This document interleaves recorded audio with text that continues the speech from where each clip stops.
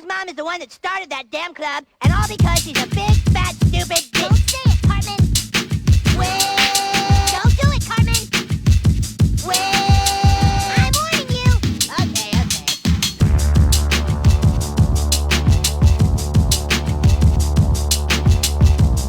Hello, peasants. Want to kill all humans? We're there, dude.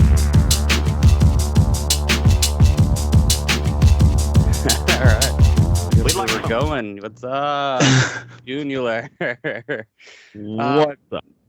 If you see it off the bat, this is probably going to be our last consistent episode for a long time. For a while, which is absolutely wild to me. I'm glad you're addressing it right here off the top, but because I'm not a dude. I mean, in the history of the show, we never plan things, and it's kind of the charm. But I didn't want to make a whole post or do a thing, or I mean, maybe that would have helped us get more views. But I don't know. That's not a thing I wanted to really kind of just go off. But I don't know. It's just like, look at us right now. We're fucking pre-recording this again because life is just crazy. And after last 2 weeks ago, we had the whole crew. It kind of felt like the culmination of everything. It's weird, man. Because you mentioned this to me last week before we recorded, but at the same time, it's one of those deals where it's like, this has been what, 4 years? Yeah, since 2021. 4 years. I had long hair when we started. It's insane. You were about 100 pounds heavier. I was easily 100 pounds heavier. Like, it's nuts, man.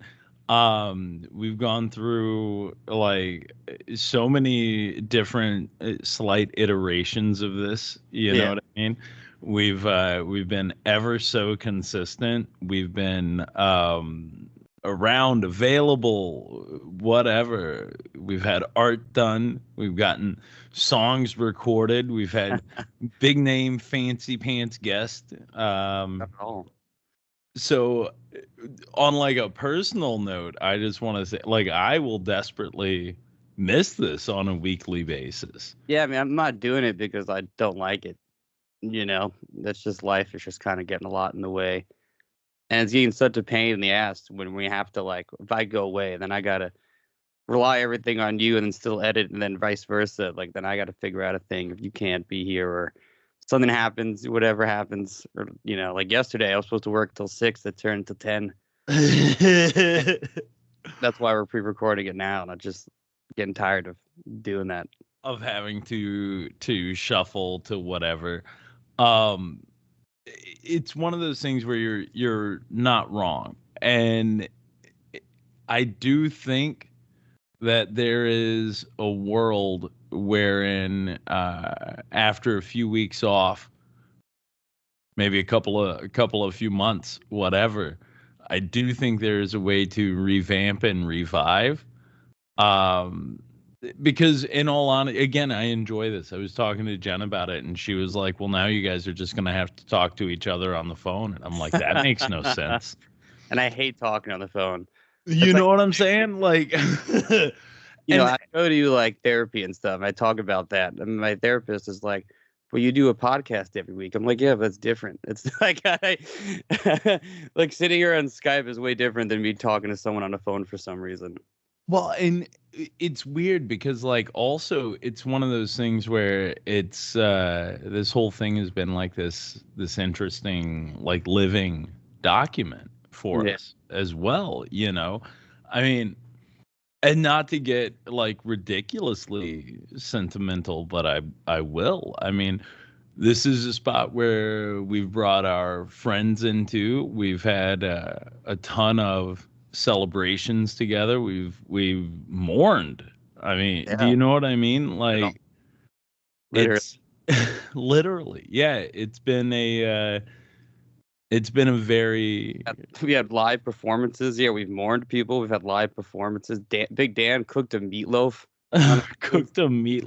There's, like I say, there's been a ton of joy. Like, we've been able to go through some very hard times together as well. Like it's weird. It's been very cathartic for me. This whole process has been interesting, and the fact that it will exist where it does, it will continue to exist there. But to go back and to have that like little timestamp of where you've been, like these markers throughout, like Cook Island, all throughout, you know, like Where Deer, all throughout, like all of that shit.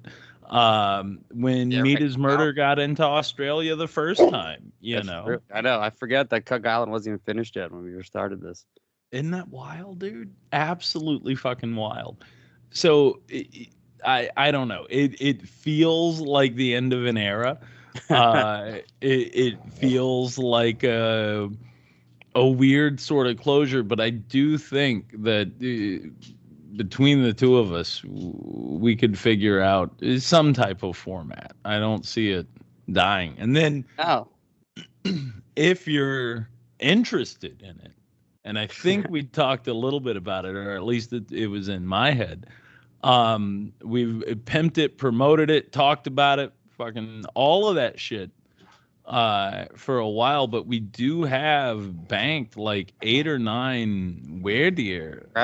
Where Deer files. I still don't have a name for it, but it's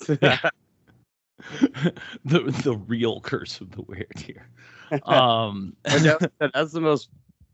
That's my favorite podcast I think I've done because it's so real and so in the moment. And the thing is, dude, the thing is like maybe we put those out, you know, either every week or every couple of weeks for the next couple of months. If we did like every 2 weeks, I don't know how heavy a lift that is. I have at least 7 of them edited, so that could get us through a couple of months. Yeah, I mean, how many days of shooting? Right, there's like at least 30 episodes. There's a lot. There's a few that we had to combo. I really regret is that we didn't do it at Tromathon before Pop'em. That was like gonna be my cult, like the big ending, and we couldn't do it after because of Pop'em. But it would have been such a good ending to go like, all right, well now I'm gonna go off and produce this movie, and then you know all the stuff that happened, and then everything that happened there. It would have been a good ending. It would have. I'll tell you this. I don't know about a good ending, but it would have made a hell of an epilogue. Pop'em would have. This is where everything went to shit. Man, but anyway, I would have stayed on. I would have actually been on Pop'em if I could have interviewed you every day after that. I mean, I'm just saying, dude. I am literally just saying it was a whole thing, but no, we have that, and we have a ton of stuff, and there's always still like we're getting ready to go on tour, so there are points where we can catch back up. You know what I mean? Like on it, and as far as like this is what screenings have looked like and that sort of deal, to put that little button on it. So we have time for that. We can make that happen. I know for me, I always wanted to be on stage. So maybe one day we'll get a live audience of some sort. Look, can I tell you too? I was thinking about that last episode at your apartment. It really was weird because we had literally like everybody there from the beginning. So, like, me, you, Nicole, fucking Leo, Stevie Lou, you know, a blunt smoker. And having Will popped in made it that I've had everybody that's helped us. Yeah. Everybody that's my helped apartment. Except for Reeves, because he was hurt. He was too injured to show up. His neck was broken from the day before. But that's the other thing, dude. Like, we've done full-blown from just participating in and having our work screened at festivals to you've set up your own official festival here. It's like we've grown up on Totally. We've watched this change and be people. So yeah, I mean, it sucks. But like I said, next month I'm going away to work on a thing. You're going on tour. So it's just like, I don't know, it's almost impossible to keep it going unless somebody else out there wants to do it. I mean, and that's a huge thing. I think it works best when it is us. I do think it works best when we have a subject matter expert here. Yeah. So I think what we need to do is maybe retool, figure out how we can move forward and make it its best each time we do it. I think that's the thing, you know. What is it they say? You love something, you set it free. Yeah. I mean, there's still plenty of Batman we haven't talked about, so. Bro, there's so much Batman we haven't talked about. We have pimped it, talked about it, and we finally got Disney Plus everybody again, and we're bailing before we talk about gargoyles. Oh yeah, we never talked about gargoyles. Damn, fucking love gargoyles. Well, gargoyles will be the first one back when we come back in. Yes, it'll have to be. Gargoyles. It'll absolutely have to be. So yeah, I don't know. I know this will affect at least 30 people's lives. Yeah, so I'll see if I get any messages, see if people care. No, they care. They can, trust me, they care. I can name you like 4 people we'll hear from right away. 5 actually. Yeah. There's gonna be Ben Terry. We'll hear from him. Joshua Dolan we'll hear from. We'll hear from Chris from Chicago, right? We'll hear from Reeves Elliott. And then we'll also hear from little Jimmy Adamson. Yeah, and I know it's a thing too, and I post it, you know, out there. People will be like, what? You know? Mm-hmm. Out of the woodwork. Yeah. They're going to come crawling out of the woodwork. Yeah, it's been a journey. I love it. And also, you know, Dwayne being basically our number one guest. Number one guest. Not only in the amount of times that he has shown up, but number one in our hearts. We called him, you know, Professor Steeler for a reason. If you need to think about Transformers, He-Man, G.I. Joe, he's our guy. It's insane. It's insane. But it's good. It's fine. We'll take a little break. We'll retool. We'll still have some content out. So give us a couple of weeks, and then we'll start with those weird deer things. So keep that notification bell dinged. And I said this. I guess I'll end on this note about it. But like I said this when we were talking privately. I always forget we're YouTuber. It's either Joel Haver or Mark, whatever the fuck his name is. But Mark he was Rober. Yeah. But he said that like if you want to commit to it, because actually it was Mark Rober because he had quit Apple. I think that's the story, and then started YouTube. And it was like if I'm going to do it, I have to commit, 100%. And I don't feel like I've given this the 100% that I feel like I could give it. And you know what? That's good. It's same. Whatever. We can come back to it. We can always give it what it deserves, because there's also a couple of other things too. And while famously we've always done our production meetings on air, we can retool format. We've talked about that. We can talk about how it looks. We can start looking at legit and real time constraints to make it work, Yeah. I just think where there's a will, there's a way, and we've got 200 plus episodes of fucking kicking it out there, Yeah. Everyone who's been listening, who messages me when I have episode titles wrong or counts wrong. Yes. When I miss it somehow. So thank you guys for keeping it up and watching it out there. So, but speaking of finales. Yes. Big ending. Did you watch Cobra Kai? Oh my God. Perfect season. I was, by the end of episode 3, James, I was in tears. All right. Like, and there's so much, and because we haven't talked about it yet, like this will be spoiler rich if you're not caught up. Cobra Kai.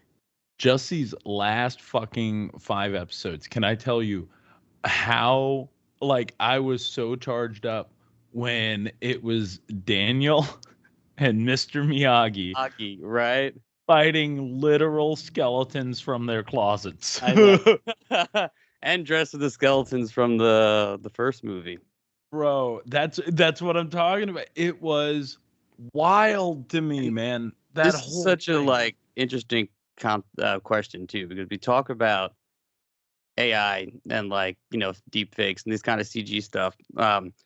And for me, like people love to blame that rather than like the intent of like what they're doing with it.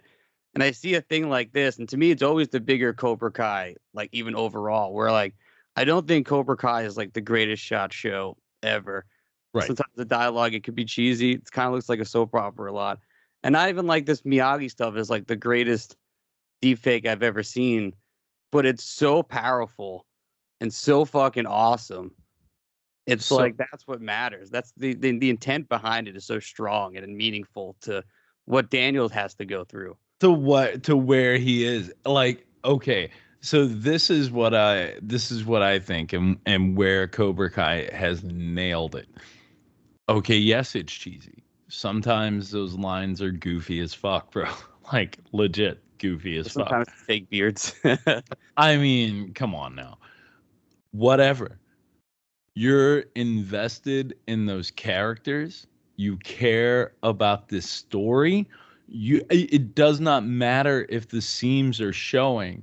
Like they've nailed it in like story arc. They've nailed it in like codifying these fucking characters in your mind, in your heart, in your head. You want to know what's happening. And so, yeah, you can put yourself out when the CG ain't that great. It's about that moment. Here's Daniel and Mr. Miyagi fighting off skeletons from their past that are dressed up like literal skeletons from the first movie. What? Bro, fucking when Johnny and Kreese have that talk. Oh my God, yeah. Like really, Kreese had like such a good arc in this show. Like he was like set up to be like the big villain. And then like the way this show does it, it always kind of like face turns their bad guys in a way that like feels appropriate and like why Kreese felt so bad about everything that happened in 1985. Man, not only why Like, Kreese cares felt about Johnny. Yeah.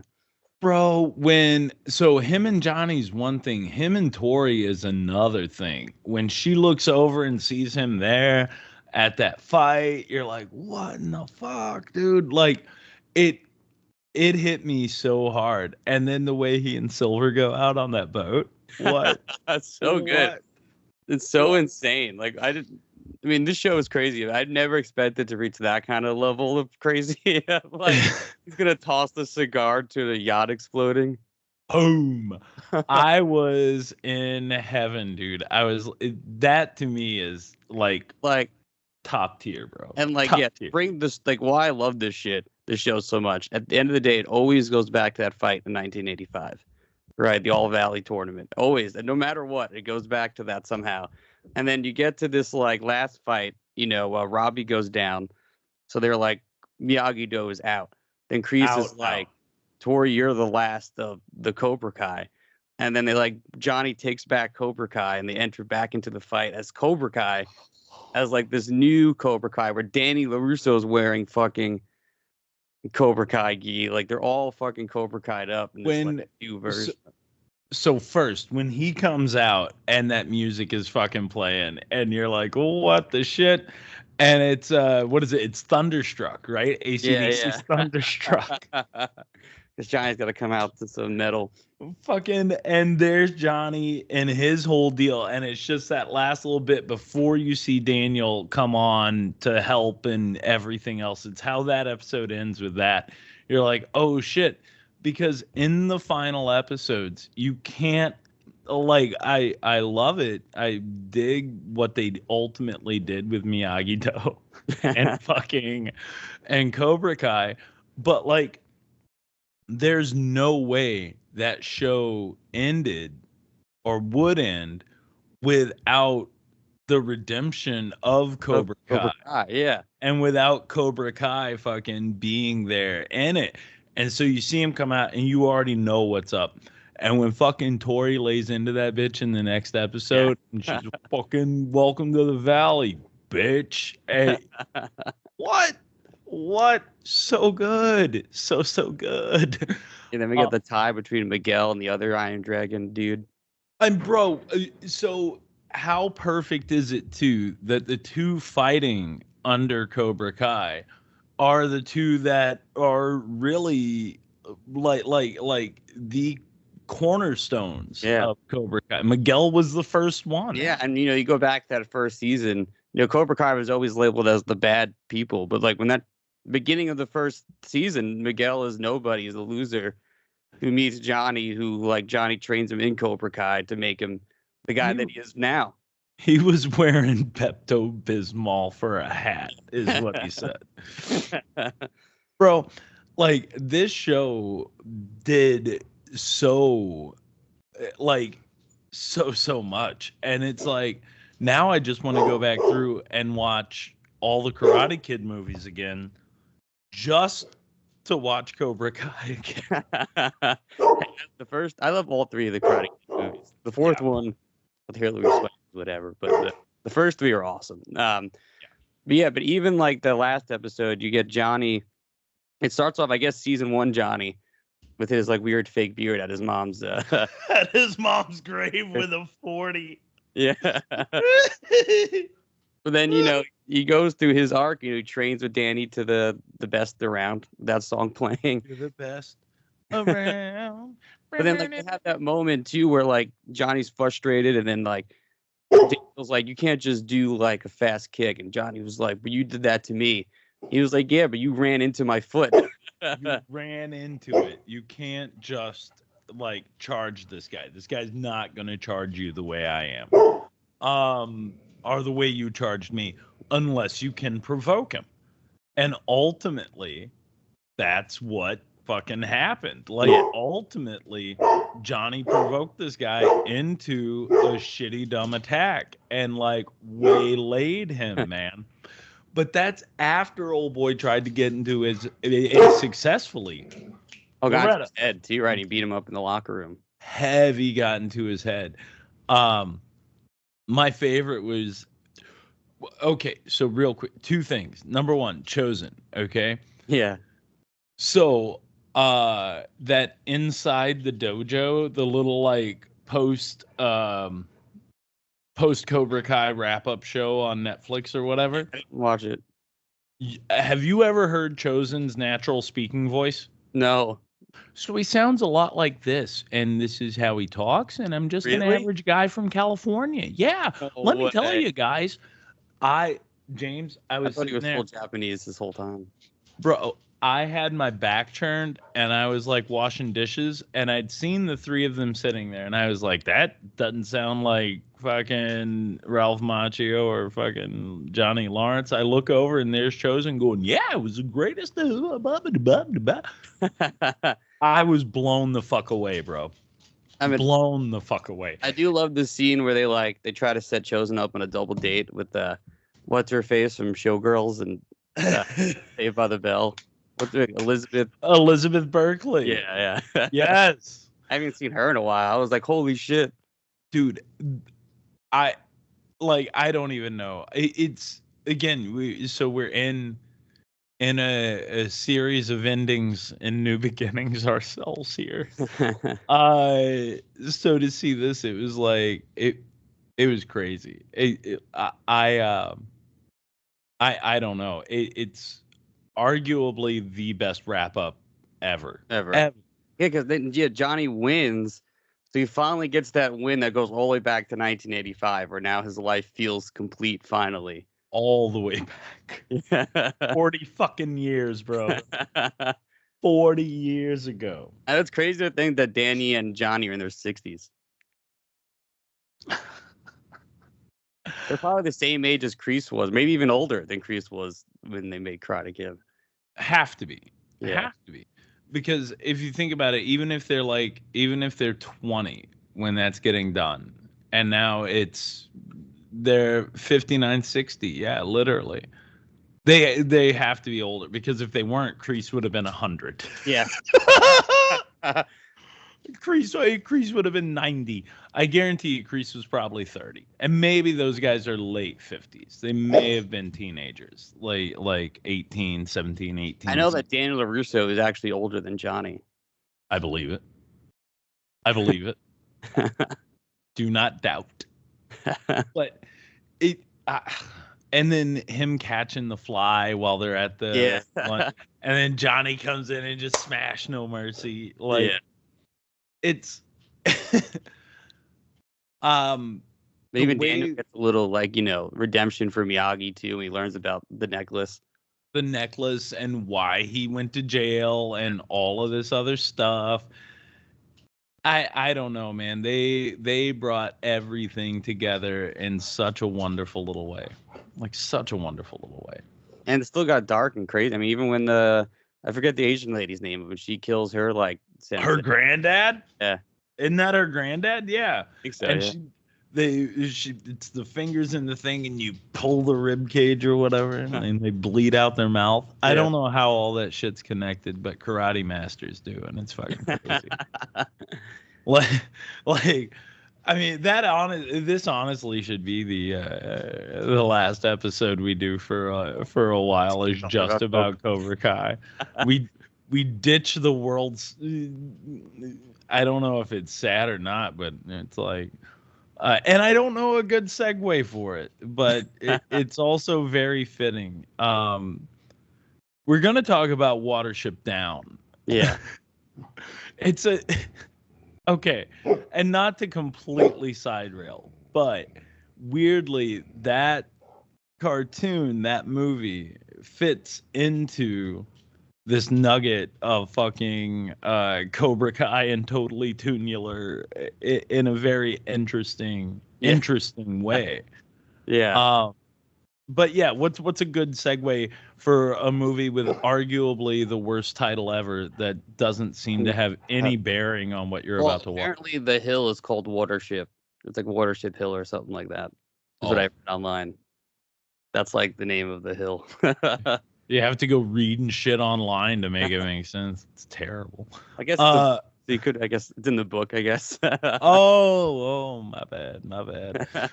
Maybe if we were readers, but all right.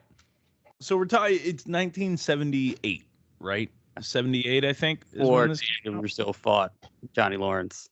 10 years before, 11, an entire decade beforehand. But the reason why this story sort of fits is because it takes you through the sort of natural progression of life, leaving, resettling, reworking, death, and then rebirth. Yeah. All of it. It's the way it started was very, very cool to me. Yeah, I didn't expect that at all. I've never seen this movie. I've only heard about it. I've only heard it's like this really traumatizing kids movie. So I'm going to ask you a question. Other than a traumatizing kids movie, what else had you heard about it? Anything? Other than it's got like it's the animation's good and it looks like Peter Rabbit, and then that's what fooled everyone, and the kids got really upset about it. All right. So I've never looked into this movie. I've heard it referenced in pop culture a lot without context. I've just heard the names. It's like Watership Down. I always thought this was like a fucking war movie. Dave, I literally thought this was like some weird allegory for war. I thought, I didn't even know it was animated. I had no idea. I knew of its existence and of it by name. And only I thought it was like about bunnies like during World War One, but then it's like they're experiencing their own.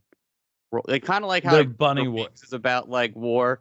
I thought like this was going to be like bunnies about like the World War. So like Animal Farm, the political allegory in Animal Farm, and how it mirrors what's going on in society during the day. It honestly wasn't. I mean, there's like it mirrors society, but it's not a war movie at all. No, man, so I guess sort of like long and short is the rabbit's habitat is being what is it, fucked up. Yeah, I mean, there's the sign you can, and also like it opens up with the rabbits being like, "There's blood in the fields." He like has this vision of just like this like river of blood taking over like their fields. So the way it starts is this like Native American like style backstory of Bunny. Like, love it because it's like we all like. 'Cause I think about this all the time because I watch a lot of these like snake documentaries, right? right. And shit like bunnies, like they just exist to be food. Like they don't like do anything really except shit everywhere, fuck, and then get eaten. Okay. And like I see this opening and I love it. There's like this god that is like, you bunnies are taking over too much.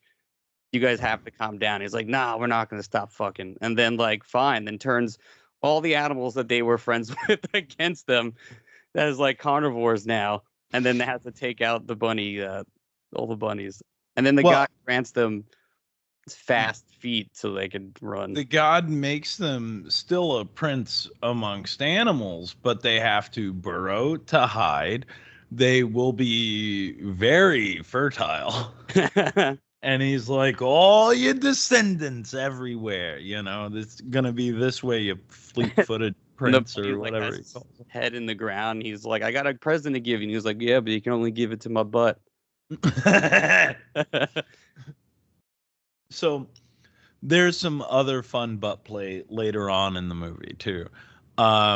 It's when they meet that bird, the gull, and he's at the head of the hole and the bunny's trying to get around him and the bird keeps just getting in his way and eventually the bunny just runs under his ass and out from underneath him.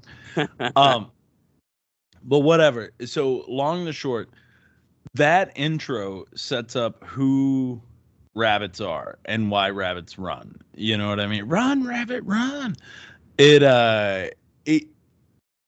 I think it provides a really interesting context for the rest of not only the story, but like just in general and the way they kind of wrap it up. If you didn't have that beginning, you lose this notion of like what do you call it, like nature inside of an animal, you know what I mean? It kind of gives them I guess a sense of purpose and what they is what they believe. It's you've seen Natural Born Killers, right? Yes. When Woody Harrelson's sitting there talking, Mickey Knox, he's in the jailhouse interview and he goes, deer don't know why he's a deer, man. Killer don't know why he's a killer. It just is. God just made him that way. Yeah. So to give this little bit of like why something is ingrained in an animal's head, why it runs, why it fucks the way rabbits fuck. Or why they stay underground too, like why they want to be in the warren, because they're ingrained that the world around them is going to eat them, which it will, but they can find a better place. Once they find a level of safety, the idea is to stay there, and then now they're forced into a situation where they have to find it again, and new safety, and encounter everything that God has sent after them. I love that their leaders is the biggest, fattest. The bigwig. Well, there's Bigwig, but there's like the really big one who doesn't want to leave the warren. They're like leader. Right. He's just sitting there eating. He's like, we'll worry about it in a couple months. And he was like, no, we're all gonna die. Yeah, there's him, and then it's the one that they encounter later on. Yeah, later with the fucked up eyes. The general. Yeah. That guy's a son of a bitch. I don't know. I love this because it is a very traditional animation style. Yeah. It's not they're not going for like super cartoony and like hyper realistic. You never watched this as a kid? It never came across? Never. Not one single time did I watch this as a kid. I guess now of a cable movie. I've seen like things that are adjacent to it, like fucking what do you call it? Like things that would feel in this vein. So like the Peter Rabbits. Yeah. There's one called the Velveteen Rabbit. Have you ever seen that? No. So that's the one that we got showed when I was in elementary school. Fucking sad movie. bro. Sad movie. Okay, so Velveteen Rabbit summed up. Sick kid has a stuffed bunny toy. Okay. Fucking sick kid gets sicker, but he lives this life through this bunny, right? This toy rabbit. Ultimately, the kid dies. But the rabbit sort of lives on, and in this magical world, it's the child's love that made the bunny real to begin with. And then it goes and it fucks off and makes it becomes a real bunny at the end of it. Sad fucking story. Bro. Sad story. That's the one that we got showed like at least once a year from like kindergarten to 4th grade was a Velveteen Rabbit. Yeah. Yeah, I don't remember that movie at all. I'm shocked, man. Maybe I do. It's been a long time. Well, but you're also like 15 years younger than me, 14, 13. I don't know. You're a couple of years younger than me. They probably stopped showing it by the time. We saw sad movies. We had out in school, they made us watch and read The Boy in the Striped Pajamas. Which is, I don't know that. That's like it's like a Holocaust movie. Oh my God. Like, it's about this kid who's like his family lives next to Auschwitz, and then basically he's in like the rich, German family, whatever, and he befriends another kid, and then finds out that he learns that the kid is actually in Auschwitz or whatever, and then they like become friends through this like fence and shit like that. But then the end of the story, the kid goes to hang out with his Auschwitz friend, and then gets locked into the gas chambers. Oh, that's a happy story. All that says is don't make friends. That's all that story tells you is have no friends. Oh my God. Yeah, I like there's a lot that happens here in this whole fucking movie. Yeah, I mean they go on, and when I was reading too, this movie's kind of based off of like Homer's Odyssey. That's kind of what they're doing. They're going on a big odyssey to find a new land and travel across this great land. And that's true. And you can see those parallels. What's the movie? With George Clooney and the Cyclops, the prison movie. That's also not prison. Not like the brothers. Yeah. Oh, Brother, Where Art Thou? Yeah. There you go. Oh, Brother, Where Art Thou is also Homer's Odyssey. Yeah. Okay. So yeah. And weirdly, I think there's a part of Cannibal the Musical that's Homer's Odyssey, but that's a whole other thing. It's a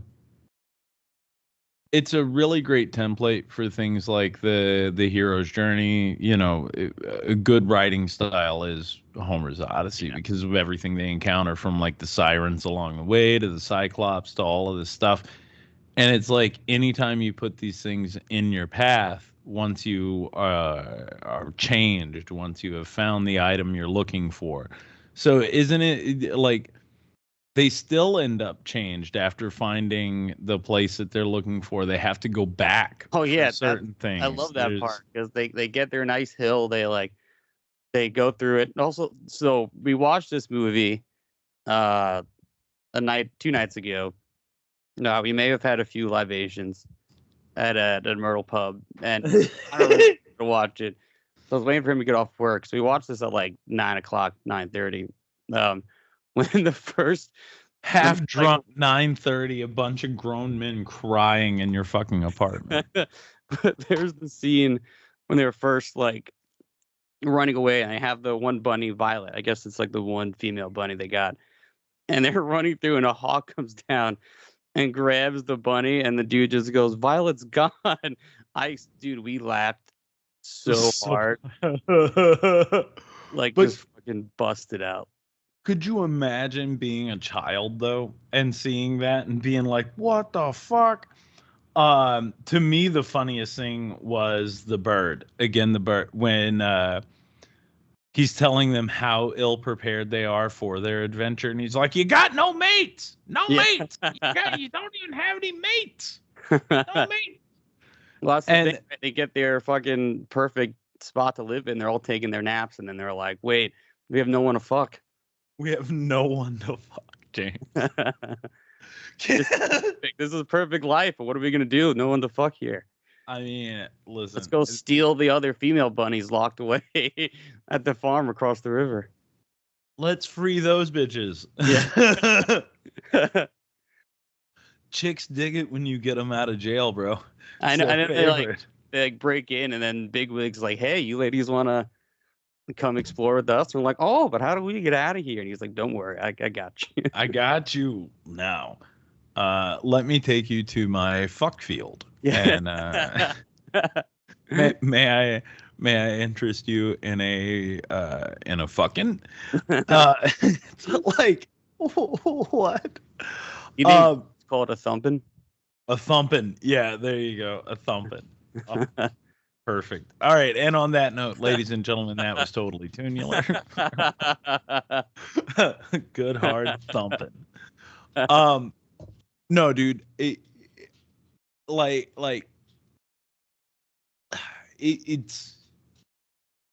It's weird also because it's like everything becomes your enemy, including your own species. Like Yeah. that's the other thing. You know, they talk about this other hill where the bunnies are going. They're headed over there, but it's protected by these other bunnies that never come up from underground.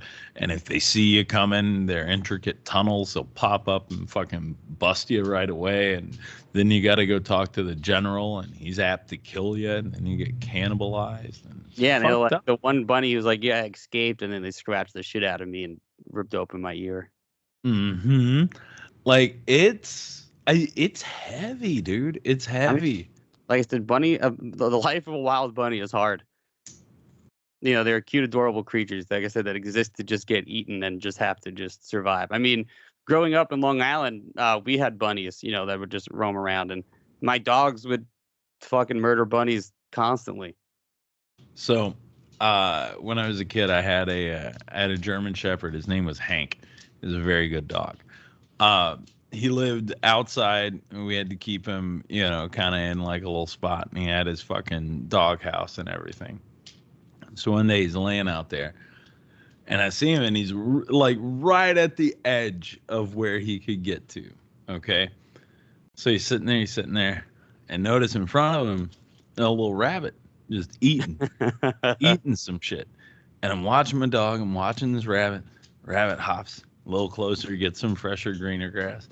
Hops a little closer, Next thing I know, dude, my fucking dog just reaches out with one paw and one fell swoop, just bam, snaps that motherfucker on the back, grabs him by the scruff of his neck, fucking shakes the shit out of this thing, throws it up in the air, like launches this fucker up in the air, comes down, crushes it with another fucking paw. It hits, bam. Then he starts, like, he snaps it and it plays with it for a while. like You a just lot, get away from him. like a lot longer than his fuck. No, I wasn't gonna get in the middle of that. No. No. He then takes it behind his doghouse, digs a hole, and buries it. And it's just like, this is mine. This is where this goes. But he did. He fucked with that thing a lot longer than, you know. Whatever. It's a dog. It's what they do. Yeah. I've seen Leroy kill like groundhogs and shit. Like, it's fine. It's My okay. dog used to like bring the rabbits to our back door. Be Yep. like, look what I got. And sometimes it'd still be alive and be like, get it out, like, fucking drop it, you know, blah blah blah. Well, you don't want him to bring it in the house. No. Leroy had one time that he kept trying to bring into the house, and it was like, you're gonna fucking live outside if you want. If you won't drop that son of a bitch, you're staying out. And that was another whole day affair. Like he killed that thing in the afternoon, and then it was probably 1, 2 a.m. when he finally like dropped it and came inside. Dogs still got the beast in them. I mean, like I remember I used to watch my dog. Like the rabbits would be like eating, doing their thing, but she wouldn't like chase after him first. She would like literally stalk it like a tiger. She would crouch real low and like kind of like inch up, inch up, inch up. And the second the rabbit would turn and notice and start to run, then she would fucking bolt after it and chase it around for a while. Sometimes she'd get it, sometimes they'd get away. Dude, it's like the level of chase that goes into it. That's why when they go back to get the chicks, to get their goyles, they fucking it's the dog that tips them off, It's also the dog that comes after the general at the end, right? What is it? The general says, "Dogs are nothing to fear," and he turns around and that motherfucker crunches his goddamn head. What? I was on board for it. like completely on board for it. There's also a bit too. A big wig is like they're like running. And he gets trapped in a fucking like noose trap. Yeah. And literally choking to death, like spitting out blood. The fucking snare, and that's early on in their adventure, if I remember right. That's like fairly early on, and the whole area is supposed to be like snared, so it could be any of them. But they're working to dig that son of a bitch out. They dig it out. You think he's actually dead, like he ain't moving, and then fucking suddenly, like the breath comes back into him. That is, they didn't have Bigwig. They wouldn't be able to do a lot of stuff. That was a whirlwind, bro. That was a fucking. And they're like, they didn't know what to do, so their explanation is like, "Well, we dug it out. We dug it out. You're okay now. It's dug out. It's cool." When the one gets shot with a buckshot. And he's hurt. And he's sitting there, and the bird's like, "You don't know this? You don't know about this? You pull it out, it gets better." And he just starts plucking out the fucking...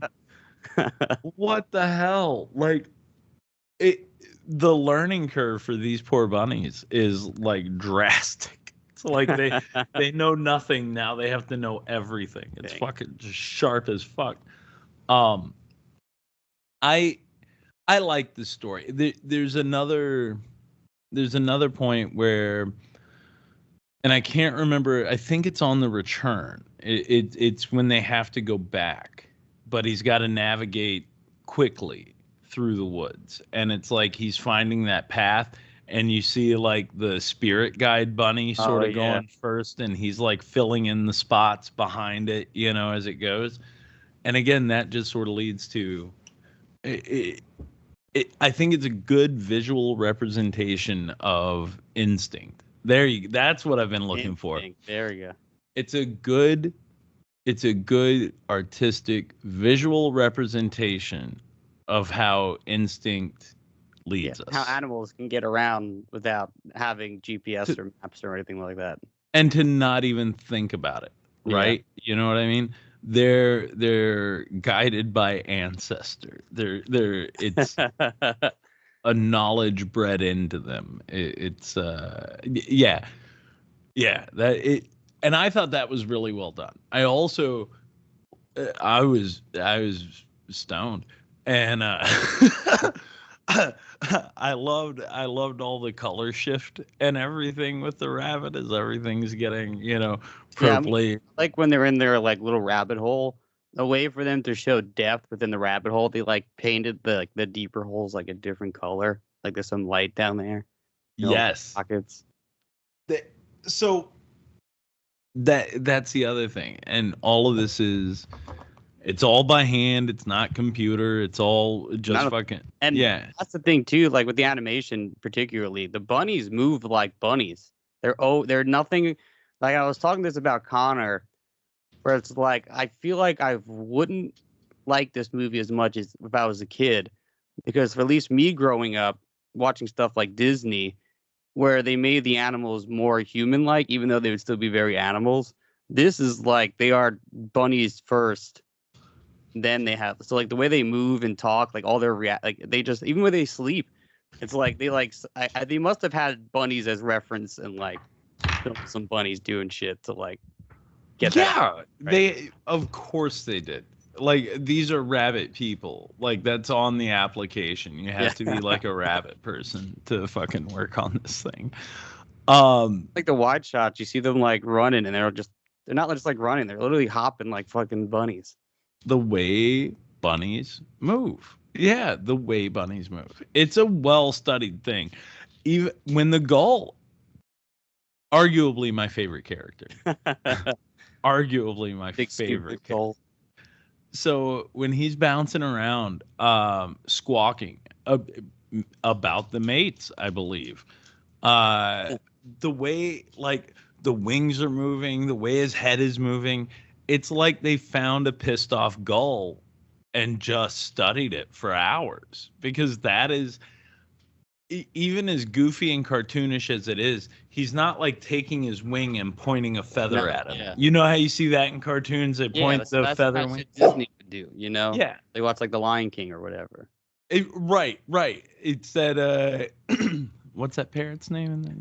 Fuck, I don't remember. Isn't it Gilbert Gottfried? Yeah, whatever character he was. But anyway, it's not like that. It's taking. It's putting a personality into what you see an animal react. It's really like letting your imagination. Sam, play. or is that like something else? Say that again. Not like Toucan Sam or something. Toucan Sam was That's something else. That's Fruit Loops, bro. Right, Fruit Loops. There you go. I was thinking of the wrong cartoon. But no, so it's not personification, but whatever. Maybe anthropomorphizing. Yeah. Whatever. But do you ever do that? Like, let's say it's a nice sunny Saturday. You go out to the park. There's a bunch of geese and shit out there. You see two of them fighting. Do you ever make up in your head what they're fighting about? Do you ever like give the geese a little story, a little backstory? like Not particularly, no, but I do enjoy it. Like, you know, maybe I'm fucked up. I could be fucked up. I don't know. But a lot of times, like if I'm a little lifted, I like to, when I watch these things, I like to give them little stories, like, you know. So the other geese's wife. Yeah, exactly. You know, you give them these terrible little human stories. Like one of them's running around with his arms all up and he's yelling and screaming. What you don't know is like his kids were acting up that day. They left the little geese Lego on the floor. He's child. Yeah, right. One of them walks around with its head all goofy and weird. That one's like clearly been to the little goose bar. Now he's trying to come home. You know what I mean? Like that kind of stuff. You give them their day. You see one walking around super uptight, but he's moving nice and quick. That guy. Like, I saw this video on Instagram not too long ago where these kids fed a bunch of geese like laxatives on the beach. Oh, that's terrible. It's just like raining. Like you just see all these people running away from the beach in horror. It's incredible. It's like it's just raining shit. Yeah. So they stopped. Well, okay. So it's become increasingly less acceptable socially to throw rice at weddings. Yeah. Because birds were exploding. Yeah. It ends up being bad for birds. They would eat so much rice thrown and left out at weddings that literally the rice would expand inside of them.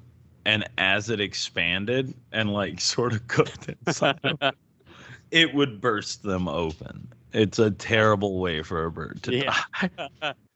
Could you imagine though, dude, if you like ate a bunch of like those, you know, they sell them in the little pills that you put in water and then you grow a dinosaur or whatever. Yeah. Could you imagine eating like 100 of those and then just explode into foam dinosaurs. Oh man, we're such great people. Yeah. But I don't know how Start wildfires for gender reveals, and we get married and blow up a bunch of birds. I mean, it's still the greatest threat to humanity is humanity. Which I And- mean is what this movie is saying, right? The greatest threat to the bunnies is the other bunnies. Is the bunnies still, and it is perfect for like, and not to get specific or political, but it's the same thing like when you have like two countries at war over a strip of land where it's like, don't you just think if everybody just put a gun down, we could live peacefully? Yeah, I'll just start mating. I mean, And start like just banging it out. You know what I mean? Like, let us come to your hill. In like Israel, they were like, fuck, we don't have any of the doughs. We have to go get our doughs back. I mean, if everybody could just fuck, it would be easy. Has all the doughs. You know what I mean? Like, it would just be so much easier if you could just like, I don't know, build a house and fuck about it. Like, it's probably a mass oversimplification of real life, real world problems. I don't know, man. Yeah, there's I mean, it's kind of a racist song, but there's a song by No Effects called like 100,000 Hookers, and it's like the opposite of the 7 virgins that you'd get, whatever. And then, but there's Right. a line that always sticks with me is like, if everyone is getting blowjobs, then we'd finally have world peace. I mean, I'm just saying, dude, like, it mellows everybody out. It mellows everybody out. I don't know, man. Like, the more time, and maybe that's where rabbits have it right. I mean, maybe they learned from this experience too. You know what I mean? Yeah. It's like, There's but so many this- rabbits that you got to fuck as much as possible. I mean, I had rabbits growing up. We had my mom got me 2 rabbits. The person said that they were both females. Turns out that's not true. They had a bunch of rabbit babies. So one day I had 2 rabbits. The next day I had fucking 8 rabbits in this like tank, and then we didn't know what the fuck to do with them. And I honestly don't remember what happened to them. I think, like, I'm pretty sure we brought them somewhere. Probably. in a pillowcase down to the river. I'm pretty sure they went. It sounds funny, but I do kind of remember bringing them to a farm, even though I know that's like I literally do remember a farm though. But Yeah, but that makes so much sense. Like that really does though. If you've got like 6 bunnies because of the way rabbits fuck and how quickly they gestate, all of that. If you got like 6 bunnies, I'm sure you're taking those to like a legit farm, because there are people who want them. Yeah, That farmer may have raised them for food. He may have eaten. Those bunnies are gonna start fucking each other, even though they're incest. That's fine. That's okay. That's how bunnies work, man. And then But we kept one of them, and then that bunny eventually bit it because he got loose and decided to chew on some wires. What? James. Way to bury the lead. What? Yeah, I mean, that's what happened. They just decided he was gonna go. We went behind the couch and started chewing on some speaker wires. And So you came home to like roast bunny, or were you there like in the moment when it happened and you're like, Bunny, no? I don't remember. If I came home to like a roasted bunny rabbit, like just by my speakers, just all electrocuted and cooked, I would freak the fuck out. It's a little cottontail turned to like ashes and soot. James, I'm sorry. I don't think it was that graphic. I don't remember being that graphic. That's terrible. These are stupid. They're adorable, but they're fucking stupid. Well, They're chickens. They exist to just be eaten. to be eaten, they exist as food and then clothing, because you can sew up some cool That's shit. true. Yeah. What do bunnies provide for this world besides food? Fur, lucky rabbit's feet. I mean, you know what I mean? That's a whole industry. And I don't think people feel bad about having a lucky rabbit's foot because of how many rabbits there are out there. You remember Well, it says like the number one is food, which is hilarious. But number two, I guess it says it helps control plant life because they eat a bunch of plants. But still not a great life, in my opinion. So there was also the bunny massacre that happened in Australia. No. Is that? No. What? Okay. So there's a whole thing where, like, there's an island. I think it's called Macquarie or Macquarie. There's an island over there. And they brought in some non-indigenous species, things that weren't there, that ran rampant on the island. And they kept bringing in, like, other animals to kill the animals that had gone This year, rampant. there was a rabbit invasion of Australia Yeah. in 1859 when 24 European rabbits were released in an estate in Victoria. And within 50 years, they had spread across the entire continent. There you go. Yep. Holy shit. And then the Macquarie Island, I think, is a different thing, but that's where they brought in a bunch of other animals to kill animals before they had to go in and just slaughter everything on the island. It was just like an island of death. Like you should Macquarie. It's a crazy fucking story, dude. Yeah, it says like rabbits, they build their warrens, which causes a lot of land degradation. It also says there was rabbits increase and spread invasive weeds too. Mm-hmm. Oh my god. Yeah, so yeah, hunting. Yeah, here it is. The rabbits have been hunted extensively. That's insane. Like, what is it? 24 rabbits can fuck in a continent full. Yeah. A whole continent full in literally 50 years, bro. What the actual fuck? That's crazy. But and also a great metaphor for humanity. And they are still invasive as of right now in Australia. Yep. But they got the population more under control. That's what I think. Like the opening of this movie really explains a lot of. I loved that too, as it was all like we're all one animal, sort of slightly different, but then all of a sudden it's like, nope, now you're a cat, now you're a bear, now you're a badger, now you're a rabbit. It's like a rabbit fucks up and then everybody gets separated. We're all gonna eat the rabbits.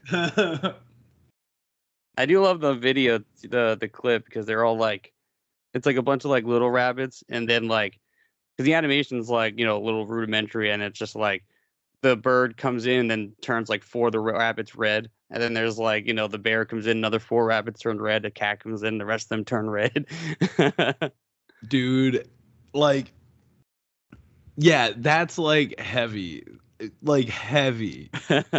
It's really good. It's really good art. It's really good representation for like even if it's not a Native American, well, and it might be, like, I don't know. That's what I don't know, is where that rabbit history comes from, the oral history of the rabbit. I have no idea.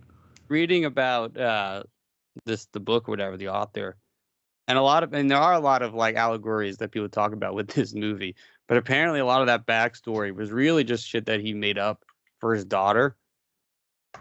Nice. Like, it's like literally just like a thing to talk about bunnies with his daughter, and has now been turned into like this big, you know, big. Where did he get it from? Right? Yeah. Like from whence did he draw this?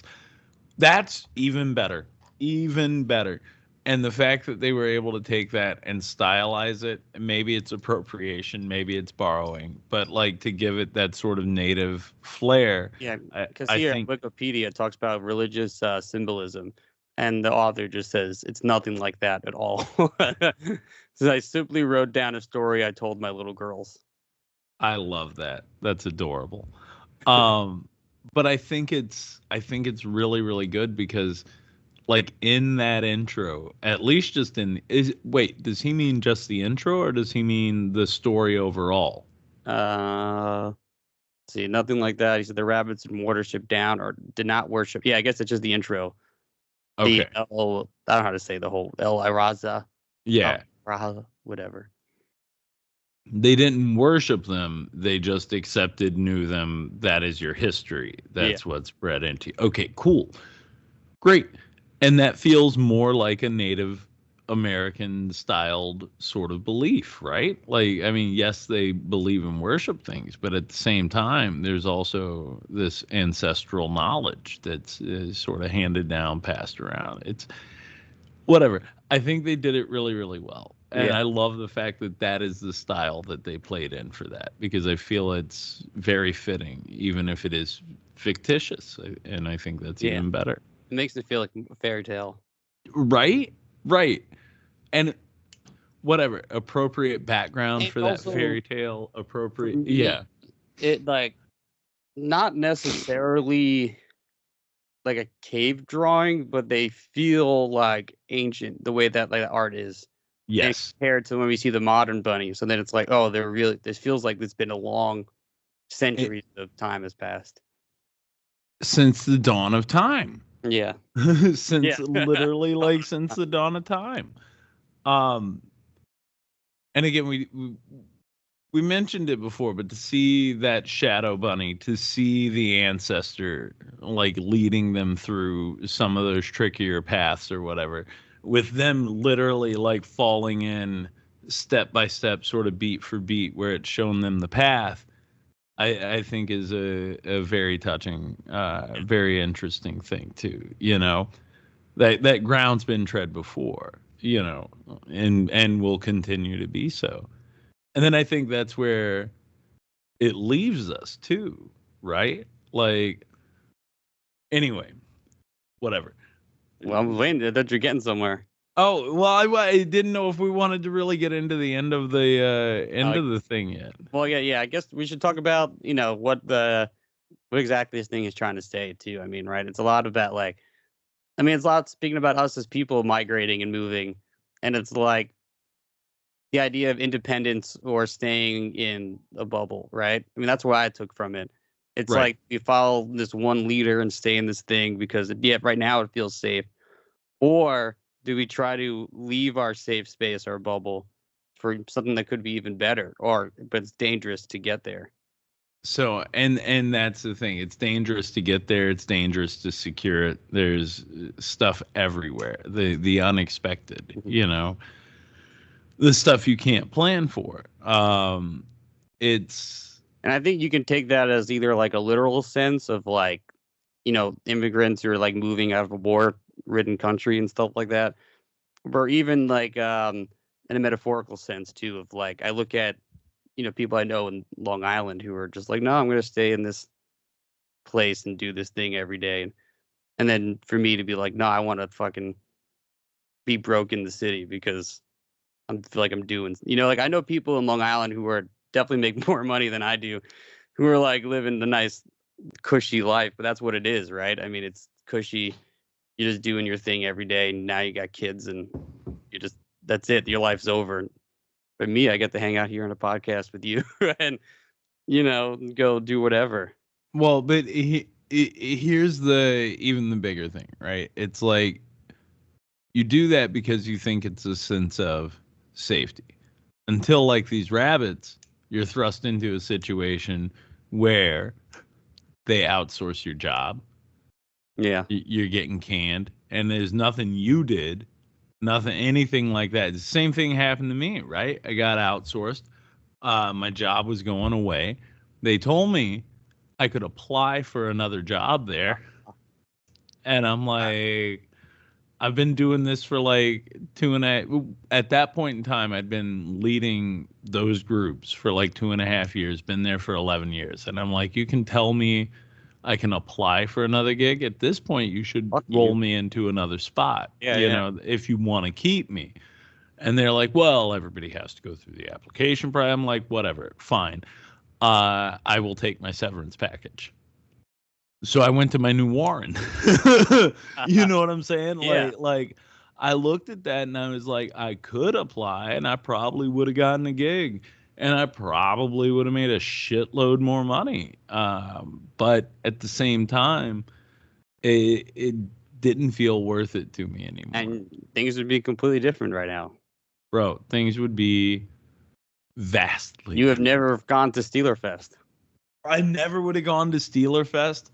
Who knows? I never would have made Weird Year, I don't think. Yeah. There's a lot of nevers that are hanging out there, and there's a universe where that's the case. I say that because I've also been watching. I watched the original Avengers this morning. Nice. I woke up early, and then I started Age of Ultron. I haven't gone back and watched those in a while. Very good. Nice. Yeah, I just saw the new Captain America. How's that? It's all right. Like, it's definitely a movie. For one, it's more of a It's definitely a movie. well, it's definitely a sequel more to the Incredible Hulk movie than it is any Captain America movie. Excellent. Okay, Basically a good. direct sequel to that, really. But my problems with it's definitely a movie that they kind of retconned and like refixed, which is you can read it all up online of how they re-edited and reshot this movie. So you can feel that watching it. But so like the story gets kind of like one direction we're 1 minute we're doing this thing, the next minute we're kind of doing this thing. But where the Anthony Mackie who plays Captain America is really good. Red Hulk is awesome. Harrison Ford is really good in the movie. Like all that stuff is like really, it's like it was enjoyable. Like I didn't like, it's not like egregiously bad like when I saw Craven or like like Morbius. It's not like total. It's not Eternals. Yeah, it's a lot better. And also they finally explain the Eternals hand, which is awesome. Amazing. The big hand under the ground. So like there's a lot of good shit in that movie. It's just that I mean it's clearly a movie that was reworked and fixed. Like you can kind of feel it when you're watching it. I don't necessarily mind that. I think it's like the shortest runtime of any Marvel movie. How long? What? Under It's two? like just under 2 hours. Wait, let me like Google real quick. So like let's see, like Winter Soldier right here is there's 2 hours and 16 minutes is Captain America and Winter Soldier. Okay. Right? Brave New World is 1 hour and 58 minutes. Oh, that's awesome. Okay. Credits, including credits. I don't mind a shorter Marvel movie. And that's why like I don't hate it. Like I think it's like it's fun enough where like I kind of like this is cool. And like that's the thing. So I think that's the problem that Marvel has always gotten into is there is so much story to tell. Yeah. But it's like at the end of the day, you can tighten up most of this shit. Like I got this Ant-Man poster right here. Let's see how long that fucking movie is. Like the Quantum Mania. I bet that's like 2.5 2:45. Yeah, 2:45. Here it is, Quantum Mania. What's the runtime? 2 hours and 5 minutes. All right. 2:05. Okay. But so in going back and watching these, and I know it's a total deflection and aside of what we're doing, but going back and watching these, bro, I'm looking at this shit and it's like, motherfucking, we almost could have done without the majority of the will they, won't they, Black Widow Hulk situation.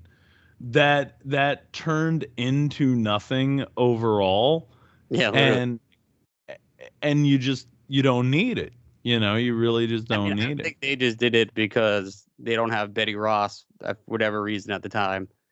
So they need to have a reason to calm the Hulk down. He got crazy. And I get that, but they went a little far. It's like basically nothing happens. I mean, it literally leads to nothing in any of these movies. To a point to where I'm sitting here and I'm watching her telling him about how she can't have kids either, and they're talking about running off together and running away from everybody, and it's like, you need one character to say that, Yeah. Hulk, because he's about to get blasted off into space. And all that leads to like just Endgame, where Hulk just gets mad and like throws something over the river, and like that's it. Done. I don't know, bro. I like the first Avengers. I think the first Avengers is like quintessential Saturday morning cartoon movie. If like heroes are together and they're banding together and fighting a bad guy. It's so peak too, man, because it hadn't been done, and it hadn't been done to that scale. It is absolutely so peak. First time I saw it, and this isn't Watership Down. I don't know. Again, terrible title. The Taking of Bunny Hill would be better, Isn't that a song? Isn't that like the Bunny Hill? Isn't that like the dun, dun, dun, dun, dun, like the Benny Hill. Benny Hill. There we go. All right. Yeah. That was his theme song. Bunny Hill.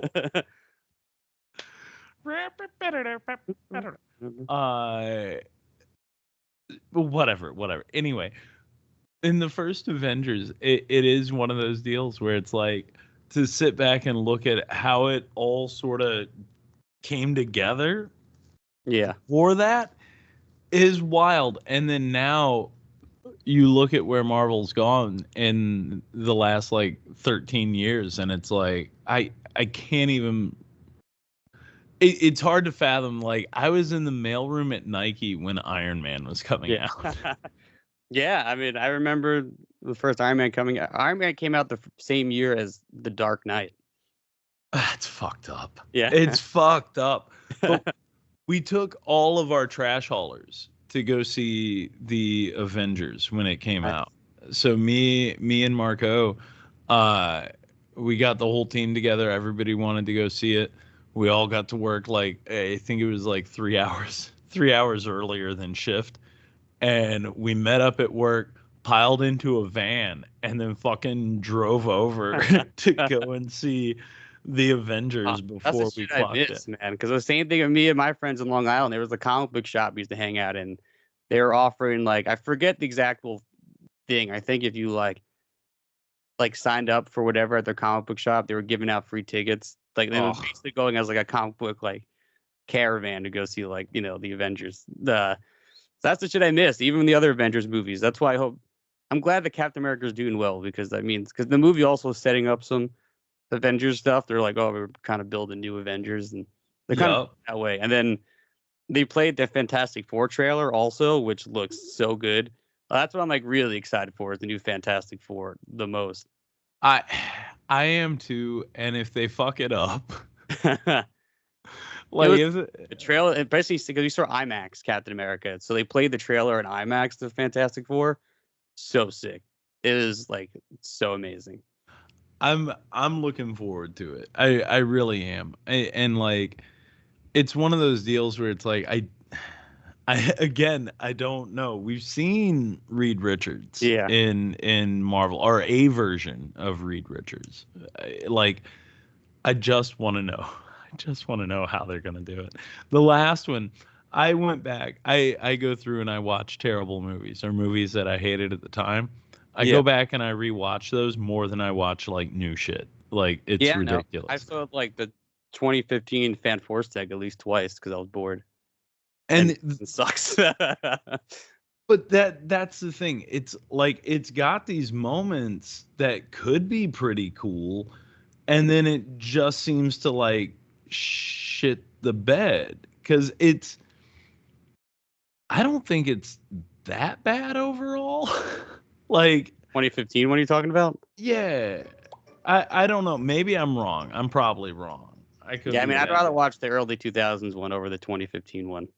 I think the 2015 one tries to be like, because there's dark. They're like, because they try to make Spider-Man a little dark. Everyone was trying to go off Batman with being like, we're gonna make it edgier and emo and darker, and just sucks. So I watched the thing not too long ago, and the guy was talking about a lot of that being the studio had come in and kind of lightened a bunch of stuff up, and but he was trying to make it truly gritty, and then they're like, you have to take out some of this and change this and that, and it became a vastly different film. So I don't want to get too sidetracked, but if you look at Josh Trank, the guy who directed that movie, that was like he did Chronicle and he got hired to do Fantastic Four, and then he was going to make a Boba Fett movie for Disney. Like this dude's career was like fucking like skyrocketing. And then, Fan Four Stick happens. And then, like, there's all this stuff on sets. Like, people were saying that he was horrible to work with on a big movie set. Like, he was a disaster. Then he's saying that the studios had interference and it basically destroyed his entire... Had set him up to fucking fail. Yeah. And you never know what the reality is. But anyway, back to some Watership real quick. Back to Watership Down. But yeah, I mean, like, that's what this movie is, right? I mean, it's about believing in your own independence. And it's about an entire like circle of life, like quite literally. Like you fight the good fight. It does also have weird like Moses sort of vibes. It does. So, like, he leads them to the promised land, right? Like, they end up at that new warren. They got their mates. Everybody's out there. Unlike Moses, though, he gets to go and enjoy it. Moses was never allowed in. But he gets to go. Moses gets the fuck. Bunny Moses fucks. So, like, but he goes, he makes a whole new generation of bunnies. And then he's sitting there and, he sees that ancient bunny kind of calling to him, right? And he goes off to the edge of the grass by himself, and he sees his bunny running around and being fucking ancient. Yeah. Flying through the air, basically, like weaving and bobbing and everything, and just telling him it's okay to let go. He looks back at his family, and he's like, don't even worry about them. They're going to be fine. They're going to be just fucking fine. And if you want to come. Like, let's go. Also, weirdly, Jonathan Livingston Seagull. And JLS was way out at this point, but that's also a very like similar feel to it with regard, I guess, to sort of like alternative kind of Eastern philosophy type thinking, right? Like, huh? What do you mean? So, Jonathan, do you know Jonathan Livingston Seagull? No. Bro, 80... Seagull. 88 pages, all right? 88 pages. You will read it in an hour, and it'll change your fucking life. And there's pictures. So it's less than 88 pages. So, there's always 11 pages of a certain thing. 11 of those 88 pages, James. With pictures. Oh, let me with pictures. So no, Jonathan Livingston Seagull is it's a story about a gull who wants to fly higher and faster and better than all the other gulls around him. Like he's tired of just eating like garbage barges and fucking what's on the beach. So he focuses and spends his time on flying. One day, he's about to break some type of sound, speed, whatever, gull barrier, and he's greeted by another seagull, brighter, shinier, faster than any other gull he's ever met before. This is Sully. This is his homie. They become besties. Sully then takes him, teaches him a lot of stuff, about how to fly higher, farther, faster, about breaking away from the flock. And the whole story becomes like this weird sort of metaphor for death, because at a certain point in it, you begin to realize, oh fuck, wait, he died. That's how he can fly higher. That's how he can fly faster. That's how he can whatever. And then by the end of it, it becomes this notion of like breaking down time and space in like your sort of interpersonal relationships. Like there's a point where Jonathan is leaving Sully, and Sully's sad as fuck about it, real sad. And he's like, Jonathan looks at him and he says, and this I committed to my head because I loved it. It's a brilliant sentiment. He says, Sully, for shame. He goes, if all we have is space. Well, hang on, wait a minute. I had it from memory. He says, Sully, for shame. If all we have is space and time separating us, the notion becomes all we really have is here and now, right? No, If you break down space, what is space? Space is where you're at. It's what occupies you, right? If all we have between us is space, well, then we have here. If all we have in time is separating us, then all we have really is now. And he goes, somewhere between here and now, don't you think we'll meet again? Like, don't you think we'll meet again? Somewhere between here and now, we'll meet again. And I fucking, like, that's the part I take in my head. That's why, like, when I peace out from things, like, you want to say your goodbyes, but it's like, it's whatever, dude. We'll be back. We'll find each other like again. This show. Yeah, between here and now, don't you think we'll meet again? Yeah, certainly. And so with the ending to this, him going off with this ancestral bunny, it's as much an ending as it is a new beginning for him. Life continues, everything goes. You leave what's happening there, but a version of you continues. Something goes on. Yeah, and those bunnies are probably gonna have to move again at some point. 100%. They're gonna fuck up that entire hill. Literally, they're gonna fuck that entire hill, and then they'll take over Australia. That's what you don't know. It's the sequel. And the sequel is these bunnies move to Australia and fucking entire continent. It also shows what us as like humans do, just constantly destroying animals' habitats on a daily basis.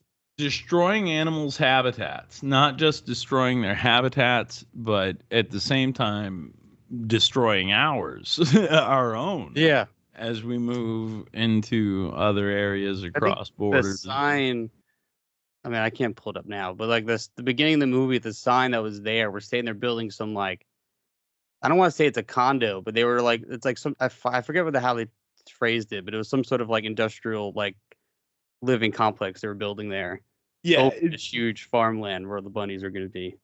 It's basically like a condo. Yeah. It's basically like a condo. And I don't know, man. To see so much of this like truly come to like fruition.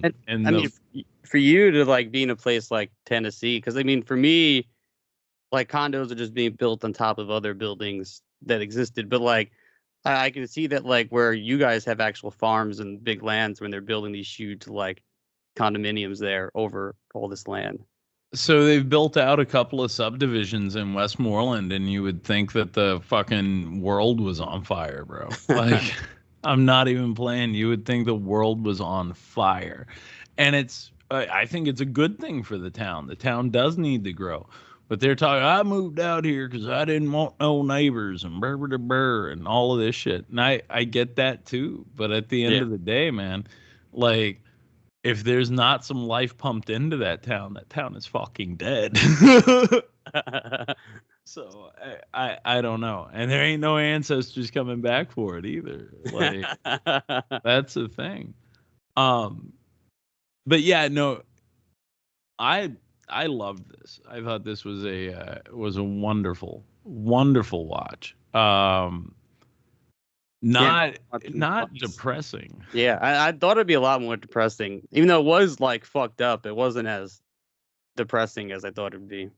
But I could see how like you take a 5-year-old to this and they're traumatized. He's looking at Bigwood coughing up blood. Yeah, there's some shit in here, James, that like a very young me would be like, what the fuck did I just look at? What is happening? I love when like when Bigwig fights the general. They're getting ready. It's like about to be this big epic fight. And then they just like stand up and then they're just like beep, beep, beep. They're just like flopping like paws at each other. That's how the bunnies biggest fight. battle of the movie, and there's like they're just like waving their. That's how bunnies fight. I mean, right? Like they've got sharp ass claws, bro.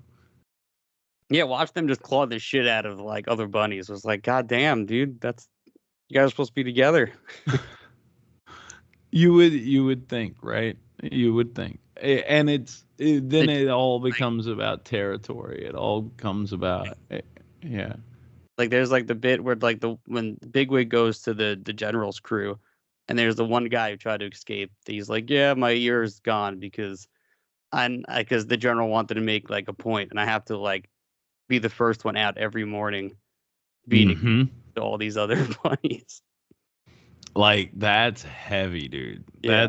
That is a fucking dictator. Yeah, I was like, literally, that's like a dictatorship. They have packed so much into this, like into this like hour and a half, hour 45. Probably why I thought it was about war. Because it's not directly about war, but definitely feels like the things that lead into what leads into wars. What causes wars, James? Yeah. What brings us to the cusp, And it's like if the general hadn't died, that battle would have continued, and it would have raged into a full-blown bunny warfare. Which that honestly, I always thought there was going to be. I mean, there was a big bunny fight, but I thought there was going to be like a full like war. For some reason, I don't know why I had this in my head, but there was like a war in the fields of just bunnies ripping each other apart. Like they're burning little bunny villages down, like they're lighting their little bunny huts for bunnies. It all turns like slow motion, and like one bunny's holding up another bunny that's lost its head. Like they've got like torches in their hands, like, and their little bunny mouths, like little torches. That's funny. That's a good time. That's the sequel. Apparently there is a sequel. Really? That's what, according to Wikipedia. I gotta go back to it. What is it called? It is called Tales from Watership Down. Really? Yes. It's a book, though. Oh. And it was published in 1996. That's wild. Okay. Same writer and everything. Yeah, it's 5 traditional tales and 2 more modern rabbit stories. So yeah, it's just another group of rabbits. I guess whatever they're doing, I guess it catches up to them. Well, I mean, how do we about the stability of the Watership Down? Yeah, it's you. Everything is going to get drawn into question. That history will repeat itself. Yeah, because it's like you finally get your new perfect. They always say grass is greener on the other side, right? And then it's like, well, now you live it and you've been through it now like 100 years, and it's like, well, now it's the same fucked up land that we had earlier. It's the exact same scenario, but now we have people who are significantly less prepared for it, that aren't going to listen to the old timers who lived through it before, or they fucked themselves generations past that and there are no more old timers. Now they have to figure it out all over again. Crazy, man. Animal Kingdom, like especially too in like an area is like booming and people start like fluctuating to it for a certain job or a certain thing. Eventually that gets so oversaturated, and then it's like, well, now you're just even more of a cog in the machine than you were than when you were living somewhere else. Then when you began, then when you started, you have become part of the problem and less part of the solution. Yeah. Now, apparently, too, there is another version of this Watership Down that was made for Netflix. Really? Yes, it came out. I just had it pretty recently, too. Where is it? Here it is. Film. Oh, there's also a TV show in the 90s. Here it is. Yeah, 2018 Watership Down. It's called Watership Down: The Journey. Which there's no way that I think this show is as fucked up as this movie. No. But apparently it's like CG animated, but I've never seen it or I didn't even know about it. Really? This is wild to me. Okay. Yeah, you wouldn't think it would need to be redone, but okay. I guess I try to modernize it. Oh, the CG looks pretty bad. Oh, wow. Okay. It's Yeah, I'm looking at this right now. This looks terrible, James. Yeah, this looks awful. And that's 2018? Because I mean, I think like the CG bunny movie could be interesting, but yeah, what this looks like a video game. No, I don't like This looks it. awful.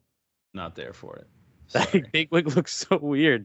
That it just is not like it's so weird. I don't like it. Yeah, I don't like Nope. it at all.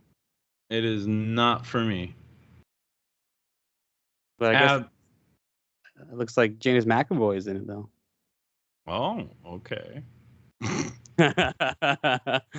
But yeah, this looks awful. Goddamn. How can how can you just like spend money on animation like this? It dude, I don't It's know. like a video game. This is like a PC game that would have played in like 2005. Right? Like that's the thing. It would be good if it was 2005, James. Come on. You know what I'm saying? Yeah. Like it would be much better if it was then. Yeah, 2018. You're like, what is this garbage? I shared a photo. No, I'm looking at it right No. now. This is the photo I Googled. keep staring at. And I just want you to look at it too, just because. Yeah, no. What is this, dude? Like, it looks like a video. Like, the grass doesn't look real. Looks like they just kind of copied and pasted the same grass layers around. And it's literally like they just put those guys on top of it. Yeah. The one I can't look away from is him eating the carrot. Because it looks like his mouth is just like on top of the carrot. Like it's weird. God. Yeah. Come on. All right. Well, I think we have hit the point, I think, overall on this show that we've been talking about for 4 years. If you're going to make a thing, like, do it well. Yeah. do it well. Avoid CG, you know, maybe stick to some traditional sort of handmade stuff. Look, just make something good, you know, at the end of the day. Just make it good. Good. That's great. But James, we're coming to a point, sir. Oh, Do sorry. I just Reeves sent me something about Steeler Fest being whatever. I'll tell you later. I haven't watched it yet. But whatever. But where are we? Where are you saying, Ben? I'm saying I think we're hitting that point, James, yes. where we do what we do here. So yeah, what are you giving it? What's your final thoughts? What do you got for us? I'm gonna say it's a success. I'm gonna say it's a success all day, James. Didn't make it loud enough. Success. I think it tells a really good story. I think the art in it is great, is absolutely great. I love the fact that the guy didn't pull from existing myth and mythos and created his own, but still presented it in a way that could leave a viewer questioning and make you wonder. I think it's a really well done thing. Yeah. So a success all day here. Yeah, I'm gonna give it the same Success. because like you said, like it's just the guy using bunnies to tell a story about like everything. You know what I mean? About like who we are as people migrating and life and what it means to have life and to find a place that you feel like is your home and question the authority that's around you. All while just being fucking bunnies. Just while being rabbits. Yeah. And eat, you know, and sleep all day. Like, and I love that shit. And like I said, I've been watching a lot of these snake documentaries. So it's like, I know that bunnies, then now learning about Australia, it's like, yeah, bunnies are invasive and they just probably really shouldn't exist in a lot of ways. In a lot of places, at least. You Yeah. know what I mean? In a lot of places, at least. And you know what? I'll say it. Bunnies are not good pets. I get it that they're adorable. They're not good pets. They just shit everywhere. They fucking chew on everything. Yeah, they're cute, but they're not fucking dogs. Yeah, they're not good pets. You know what my dogs do? They bark, and like right now, they're just laying on the floor. Yeah. It's perfect. It's No, perfect. couple of you and shit, and fucking bunny's just gonna chew on your. Oh my sweatshirt god. while you- Dogs be keeping your feet warm at night. A perfect animal. Bunnies can't do tricks. They won't stay. They won't stay. They don't sit. They don't know bang. They don't get any of it, man. They don't get none of it. Bunnies are fucking dummies. Yeah. Bunnies are dummies. They are dummies. There you go. These are dummies. That's what we go on an official non time based ill-defined hiatus on is bunnies are dummies. Bunnies are dummies. So yeah, I mean, I guess that's it, man. That's it for now. Normally, you ask me what's next week, but fortunately, there is no next week. Well, maybe not next week. In a couple of weeks, though, guys, do like I say, keep those bells on. We are going to start putting out those that Curse of the Weredeer production pod / diary. I have to go back through and see if I need to edit some more of it out. I think I stopped around. I think I can finally listen to it without having a panic attack.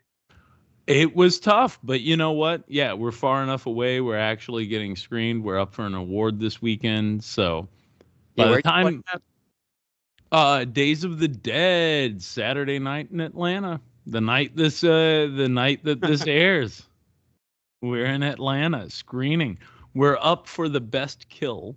Nice. In what they have called the symphony. I hope it's Fletcher and Reeves. They are part of it. Is it the whole sequence? The whole sequence. That's awesome. They're calling the Symphony of Destruction. Nice. That's amazing. That's literally what we made that scene for. It's the whole. That's why I made an entire film. Yeah. So I'm glad that scene gets that love. That's awesome. Yeah.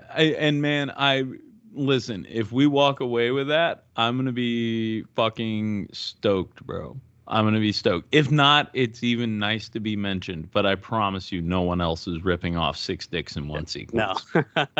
No one else. No one else. That is us all day. You got more days, right? Can you want to announce them all or no? Or do you even know them off the top of your head? I don't even know them off the top of my head. But look for us as part of Hands Across Tromerica. There you go. Look for 12 us. hours to spare. Go check out this marathon. Mostly in Ohio. A lot of Ohio dates. Anyway, OHIO. James, it has been a pleasure. Yeah, absolutely amazing. Pleasure. Thank you for sticking around with me every week, Ben. Always.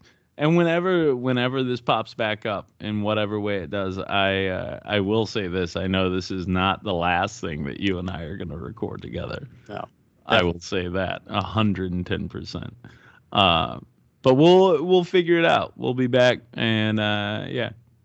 All right. Well, till next time. Goodbye, everyone. Peace. You guys, this is all Kyle's mom's fault. Shut up, Cartman. Kyle's mom is the one that started that damn club, and all because she's a big, fat, stupid bitch. Don't say it, Cartman. Wait. Don't do it, Cartman. Wait. I'm warning you. Okay.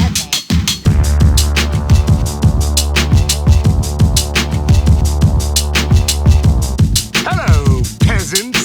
Want to kill all humans? We're there, dude.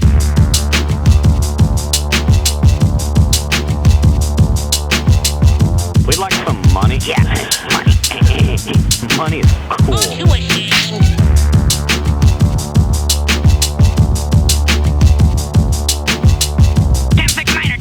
We got whores in the city. We need backup now. Don't be so dang literal.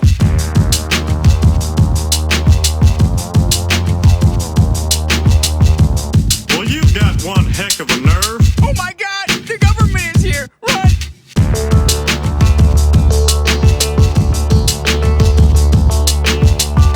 Hey, barkeep, whose leg do you have to hump to get a dry martini around here? Ich bin ein Springfielder.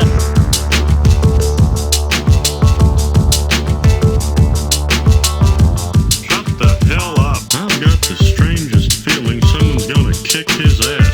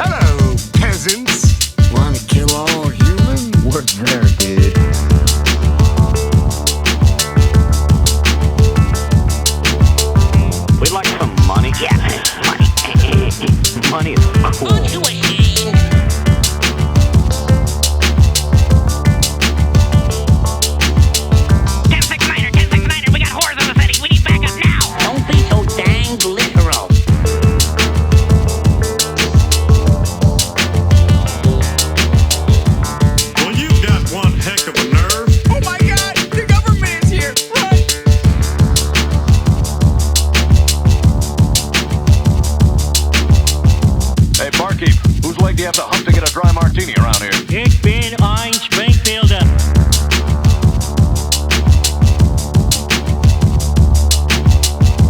Shut the hell up. I've got the strangest feeling someone's gonna kick his ass.